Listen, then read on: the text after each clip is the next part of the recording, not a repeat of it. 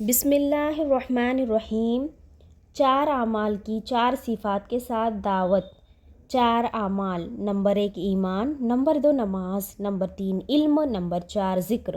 4 صفات: نمبر 1 کامل یقین کے ساتھ، یعنی ادنا ضرورت سے لے کر جنت میں داخل ہونے تک کے سارے مسائل کا حل دین اور دین کی محنت میں ہے۔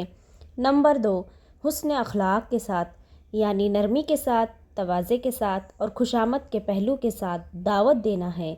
نمبر 3 اخلاص کے ساتھ، یعنی اللہ کی رضا کے جذبے کے ساتھ دعوت دینا ہے۔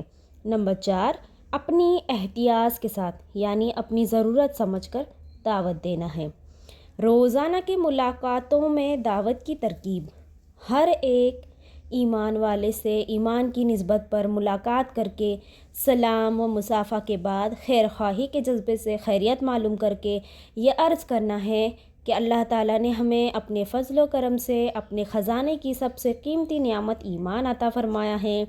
یہ اتنا قیمتی ہے کہ ہر وقت آئے گا کہ ساری شکلیں، سارے سہارے ہمارا ساتھ چھوڑ دیں گے، لیکن یہ ایمان ساتھ نہیں چھوڑے گا۔ یہ قبر میں، حشر میں ساتھ رہے گا، نجات دلائے گا، کامیابی دلائے گا۔ اس ایمان کو محنت کر کے کامل بنانا ہے۔ اس کی محنت اپنی مسجد میں ہو رہی ہے۔ آپ سے درخواست ہے آپ ہمارے ساتھ چل کر اس محنت میں شریک ہو جائیں، انشاءاللہ بڑا نفع ہوگا۔ اگر وہ تیار ہو جائے تو ایک ساتھی کے ساتھ انہیں مسجد میں روانہ کر دے اور مسجد کے عمل میں جوڑ دے، اور اگر وہ خدا نخواستہ تیار نہ ہو تو مختصر آخرت کی فکر دلا کر یہ عرض کرنا ہے کہ الحمدللہ، ہمارا یقین ہے کہ ہماری اصل زندگی آخرت کی زندگی ہے، اسی لیے ہمیں اس دنیا کی زندگی میں محنت کر کے آخرت کی زندگی کو بنانا ہے۔ اور یہ بھی ہمارا یقین ہے کہ آخرت کی زندگی دین پر چلنے ہی سے بنے گی، اور یہ دین زندگی میں صفات پر محنت کر کے آئے گا۔ ان میں سب سے پہلی صفت ہے ایمان۔ لا الہ الا اللہ محمد رسول اللہ، یہ ایمان کا کلمہ ہے۔ ایمان کا کلمہ ہے، کلمے کا مقصد ہے کہ ہمارے دل کا یقین صحیح ہو جائے، یعنی اللہ کے غیر سے، اللہ کے بغیر کچھ نہیں ہوتا، اس کا یقین ہمارے دل میں آ جائے، اور اللہ تعالیٰ اپنے غیر کے بغیر سب کچھ کرتے ہیں، اس کا یقین ہمارے دل میں آ جائے، اور حضور صلی اللہ علیہ وسلم کے طریقوں میں ساری دنیا کے اسباب اور وسائل کے بغیر دنیا اور آخرت کی 100% کامیابی ہے، اس کا یقین ہمارے دل میں آ جائے، اور ساری دنیا کے اسباب اور وسائل میں حضور صلی اللہ علیہ وسلم کے مبارک طریقوں کے بغیر دنیا و آخرت کی 100% ناکامی ہے، اس کا یقین ہمارے دل میں آ جائے۔ اس کی اہمیت میں حضور صلی اللہ علیہ وسلم کا ارشاد ہے، جس کا مفہوم ہے کہ اللہ کی عظمت کو دل میں بٹھاؤ، وہ تمہیں بخش دے گے۔ ایک حدیث پاک کا مفہوم ہے کہ خطاب کے بیٹے، جاؤ اور لوگوں میں یہ اعلان کر دو کہ جنت میں صرف ایمان والے ہی داخل ہوں گے۔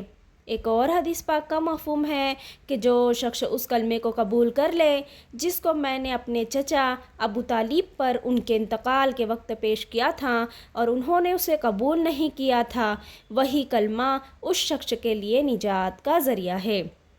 لہٰذا کلمے کی حقیقت کو حاصل کرنے کے لیے محنت کرنا ہے۔ کلمے میں 2 چیزیں ہیں، ایک نفی یعنی مخلوق سے ہونے کا انکار، دوسرے اثبات یعنی اللہ کی ذات و صفات سے ہونے کا اقرار۔ اس کو سیکھنا ہے، اس طرح کہ ہم مخلوق کے ساتھ رہتے ہیں، مخلوق کے ساتھ رہتے ہوئے نفع و نقصان مخلوق میں نظر آئے گا تو فوراً دل کی زبان سے مخلوق سے ہونے کا انکار کرنا ہے اور اللہ کی ذات و صفات سے ہونے کا اقرار کرنا ہے۔ دوسری صفت ہے نماز۔ نماز کا مقصد یہ ہے کہ ہماری 24 گھنٹے کی زندگی میں نماز والی صفت آ جائے، یعنی جس طرح ہم نماز میں نیت باندھنے سے لے کر سلام پھیرنے تک اپنے آپ کو اپنے اختیار سے اللہ کے حکم کے مطابق اور حضور پاک صلی اللہ علیہ وسلم کے مبارک طریقے کے مطابق ظاہر کے اعتبار سے اور باطن کے اعتبار سے استعمال کرتے ہیں، اسی طرح زندگی کے ہر عمل میں اور ہر کام میں ہمیں اپنے آپ کو اپنے اختیار سے اللہ کے حکم کے مطابق اور حضور صلی اللہ علیہ وسلم کے طریقے کے مطابق ظاہر کے اعتبار سے اور باطن کے اعتبار سے استعمال کرنا ہے۔ اس کی اہمیت میں حضور صلی اللہ علیہ وسلم کا ارشاد ہے، جس کا مفہوم ہے نماز کا درجہ دین میں ایسا ہے جیسا انسان کے جسم میں سر کا درجہ ہے۔ کیسا ہے؟ جیسا انسان کے جسم میں سر کا درجہ ہے۔ ایک حدیث پاک میں حضور صلی اللہ علیہ وسلم کا ارشاد ہے کہ نماز دین کا ستون ہے، جس نے نماز کو قائم کیا اس نے دین کو قائم کیا، جس نے نماز کو چھوڑ دیا اس نے دین کو گرا دیا۔ ایک حدیث پاک کا مفہوم ہے جو شخص نماز پڑھنے کو ضروری سمجھے وہ جنت میں داخل ہوگا۔ لہٰذا نماز کی حقیقت کو حاصل کرنے کے لیے محنت کرنا ہے۔ نماز میں دو چیزیں ہیں، ایک نماز کا ظاہر اور دوسرا نماز کا باطن ہے۔ نماز کے ظاہر میں تکبیر تحریمہ سے لے کر سلام پھیرنے تک جتنے ارکان ہیں، جیسے قیام، رکوع، سجدہ اور قاعدہ، ان کو معتبر علماء سے عملی طور پر سیکھنا ہے۔ اور نماز میں جتنے اذکار ہیں، جیسے قرآن پاک، تسبیحات، التحیات اور دعائے قنوت، ان کو صحیح جاننے والوں سے صحیح طریقے سے سیکھنا ہے۔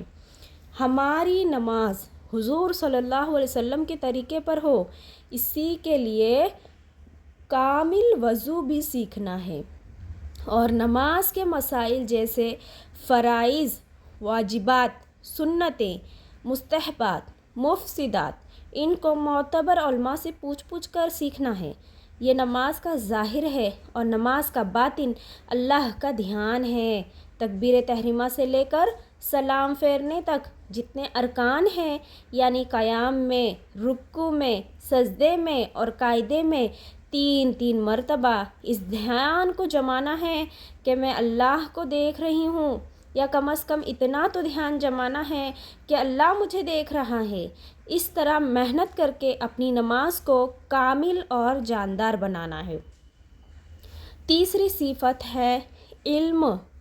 علم کا مقصد یہ ہے کہ ہمارے اندر تحقیقات کا جذبہ پیدا ہو جائے، یعنی ہم جو بھی عمل کریں یا جو بھی کام کریں اس میں یہ معلوم کریں کہ اس میں اللہ کا حکم کیا ہے اور حضور صلی اللہ علیہ وسلم کا طریقہ کیا ہے۔ ایک حدیث پاک کا مفہوم ہے، حضور صلی اللہ علیہ وسلم نے ارشاد فرمایا کہ تم میں سب سے بہتر شخص وہ ہے جو قرآن مجید کو سیکھے اور سکھائے۔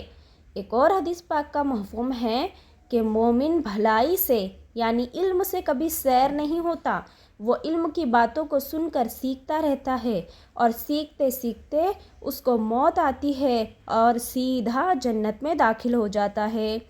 علم کی حقیقت کو حاصل کرنے کے لیے محنت کرنا ہے، روزانہ پابندی کے ساتھ فضائل کی تعلیم میں مجاہدے کی صفت کے ساتھ بیٹھنا ہے، دھیان و توجہ سے سننا ہے، عظمت کے ساتھ محبت کے ساتھ سننا ہے، سنتے ہوئے دل سے تصدیق کرنا ہے کہ اللہ کی اور اللہ کے رسول صلی اللہ علیہ وسلم کی بات حق ہے۔ اس طرح سننے سے ہمارے اندر عمل کا شوق پیدا ہوگا، عمل کا جذبہ بنے گا، عمل کا ذہن بنے گا اور بنتے بنتے اعمال سے ہونے کا یقین بن جائے گا۔ یقین بن جانے کے بعد عمل کا طریقہ مفتیان اکرام سے سیکھنا ہے، اس کے مطابق عمل کرنا ہے۔ اس کے ساتھ اللہ کا ذکر ہے۔ ذکر کا مقصد یہ ہے کہ ہمارے اندر اللہ کا دھیان آ جائے، غفلت نکل جائے، اللہ کی محبت پیدا ہو جائے۔ اللہ کا دھیان اللہ کی نافرمانی سے روکے گا اور اللہ کی محبت اللہ کے حکموں کو کھڑا کرے گا۔ اس کی اہمیت میں حضور پاک صلی اللہ علیہ وسلم کا ارشاد ہے، جو شخص اللہ کا ذکر کثرت سے کرے گا وہ نفاق سے بری ہے۔ کس چیز سے بری ہے؟ نفاق سے بری ہے۔ ایک حدیث پاک کا مفہوم ہے، اللہ تعالیٰ کے ذکر سے بڑھ کر کسی آدمی کا کوئی عمل عذاب قبر سے نجات دلانے والا نہیں ہے۔ کیا فرمایا ہے؟ اللہ تعالیٰ کے ذکر سے بڑھ کر کسی آدمی کا کوئی عمل عذاب قبر سے زیادہ نجات دلانے والا نہیں ہے۔ ایک حدیث کا مفہوم ہے، اللہ کا ذکر کثرت سے کرنے والے جنت میں ہنستے ہوئے داخل ہوں گے، جنت میں ہنستے ہوئے داخل ہوں گے۔ لہٰذا ذکر کی حقیقت کو حاصل کرنے کے لیے محنت کرنا ہے، روزانہ پابندی کے ساتھ آداب کی رعایت کے ساتھ ذکر کرنا ہے۔ اللہ کے ذکر میں سب سے بڑا ذکر قرآن پاک کی تلاوت ہے۔ روزانہ ایک پارہ، آدھا پارہ یا پاؤ پارہ تلاوت کرنا ہے۔ اس کے ساتھ ساتھ 3 تسبیحات، تیسرا کلمہ، درود شریف، استغفار صبح و شام آداب کی رعایت کے ساتھ، معنی کے دھیان کے ساتھ باوضو قبلہ رخ ہو کر پڑھنا ہے، اور موقع محل کی مسنون دعاؤں کا بھی اہتمام کرنا ہے، اور دعاؤں کے مانگنے کا بھی اہتمام کرنا ہے۔ اسی لیے ان صفات کی محنت کو سیکھنے کے لیے، جان و مال کے صحیح استعمال کو سیکھنے کے لیے ہر ایمان کو ایک مرتبہ اپنے مشاغل میں سے اوقات فارغ کر کے اللہ کے راستے میں نکلنا ہے۔ آمین۔